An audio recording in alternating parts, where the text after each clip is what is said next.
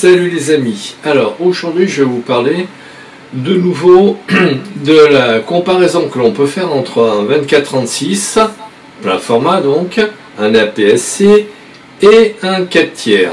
J'ai pris un peu de recul avec l'utilisation du GH4, certes c'est pour faire mes vidéos pour YouTube, mais malgré tout, j'ai changé légèrement de point de vue sur le sujet. Je vous dis à tout de suite. Les règles de YouTube ont changé. Si tu aimes mes vidéos, abonne-toi, clique sur s'abonner. Clique sur la cloche pour ne pas rater mes prochaines vidéos. Et clique sur le pouce bleu, c'est bon pour mon référencement. Alors restez bien jusqu'à la fin de la vidéo, mes amis, car j'ai mis en ligne deux groupes de 3 photos. Une photo de près, une photo lointaine. Vous aurez la réponse à la fin de la vidéo.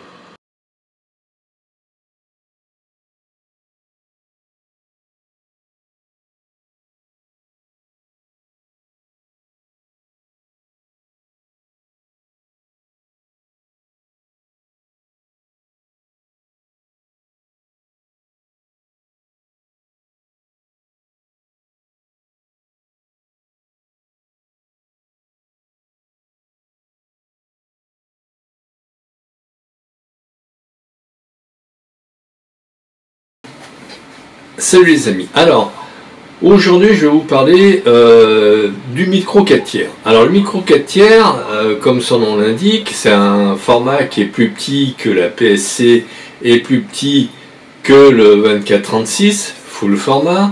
Enfin, full format c'est une façon de parler parce que un moyen format c'est quoi? C'est un full format aussi, hein, c'est un plein format, donc c'est peut-être plus plein format que le 24-36. Mais bon, bref, donc nous allons parler du 24-36. Alors, le 24-36, les avantages, tout le monde les connaît, a priori, c'est qualité, le bokeh, c'est-à-dire la profondeur de champ artistique, c'est-à-dire avec un flou derrière qui est assez sympathique, la qualité. Ceci dit, les défauts, entre guillemets défauts, c'est l'encombrement, le poids. Par rapport au 4 tiers que j'utilise, c'est-à-dire c'est le GH4 de chez Lumix Panasonic, comment dire? Eh bien le GH4 est beaucoup plus léger, donc je m'y suis bien habitué, et c'est vrai que quand j'ai repris mon D750 de chez Nikon bien aimé, comment dire, je l'ai trouvé un poil lourd, alors que bon, habituellement j'utilise un D3 sans problème avec un 200 mm qui pèse 3 kg, l'ensemble pesant 4 kg, on va dire, rien ne me paraissait suspect dans l'histoire. Par contre là, j'ai utilisé pour faire des vidéos le GH4 de chez Panasonic, et alors là, je peux vous dire que j'ai trouvé comme un cheveu dans la soupe à utiliser de nouveau mon D750 pour faire des photos. Je l'ai trouvé horriblement lourd. Alors, il n'est pas horriblement lourd, il est simplement lourd, donc relativement bien stabilisé. Ceci dit, j'allais dire que si vous avez un GH5 par exemple, qui est stabilisé sur 5 axes, plus éventuellement 2 axes sur l'objectif, c'est royal. Je veux dire, vous n'avez pas besoin que votre boîtier soit hyper lourd pour être stable. De plus, j'allais dire que là, j'ai peut-être pas forcément, mais il faudrait peut-être que au montage, que je vous mette une ou deux photos faites au D750 et au GH4. Ainsi, vous pourrez voir l'avantage que vous pourrez acheter soit un plein format, un APS-C, ou un GH4. Alors personnellement, le GH4, un micro 4 tiers, pardon, avantage que vous aurez à acheter un micro 4 tiers. Alors le gros avantage du micro 4 tiers, c'est qu'effectivement il est hyper léger et relativement qualitatif.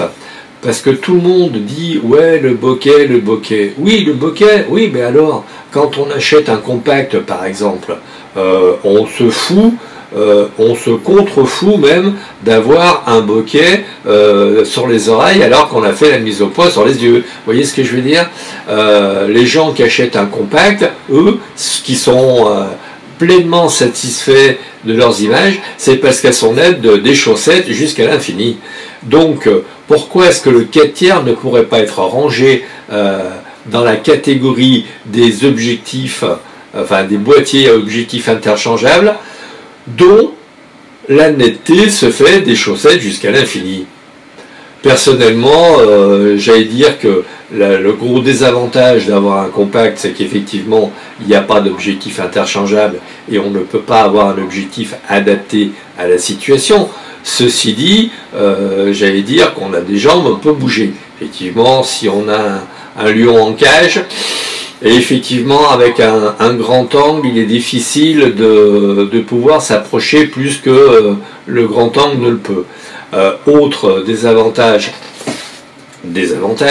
entre guillemets, des micro 4 tiers, c'est la longueur focale des optiques. Déjà, les optiques sont relativement légères, donc ce qui permet d'avoir un confort d'utilisation sans commune mesure. De plus, j'allais dire qu'il y a des fabricants d'optiques indépendants comme 7 Artisan qui fait des 7 mm, donc ce sont des 14 mm au niveau des AP, non, au niveau des 24-36, donc 14 mm sur 24-36, personnellement, j'ai pas été jusque-là. Je suis jamais descendu en deçà de 20 mm, donc avoir un 14 mm, c'est au-delà de ce que l'on utilise couramment sur les 24-36. Donc dire que c'est une calamité que les 4 tiers ne puissent pas avoir de grand angle, oui, bah à l'inverse, on peut dire que les micro 4 tiers ont la possibilité phénoménale d'avoir des super téléobjectifs. Donc je vais essayer de trouver quelques photos, voire de les faire, et puis de vous les mettre. Et puis ainsi vous pourrez juger de la chose. J'espère que cette courte vidéo vous aura plu. N'oubliez pas de la liker avec un petit pouce, de vous abonner si ce n'est déjà fait, de la diffuser, et puis merci de votre écoute, et à très vite. Alors, avez-vous deviné? Dans l'ordre, non, dans le désordre, je vous ai mis un 24-36, un APS-C, et un micro 4 tiers. Alors, l'APS-C, c'est le D5600 de chez Nikon.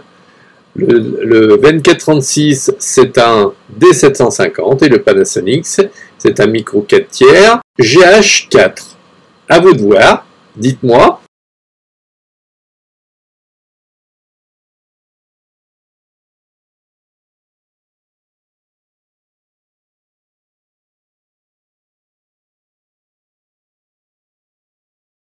Alors, avez-vous deviné dans quel ordre étaient les photos?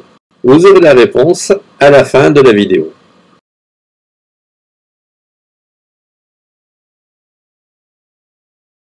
Alors, les règles du jeu n'ont pas changé.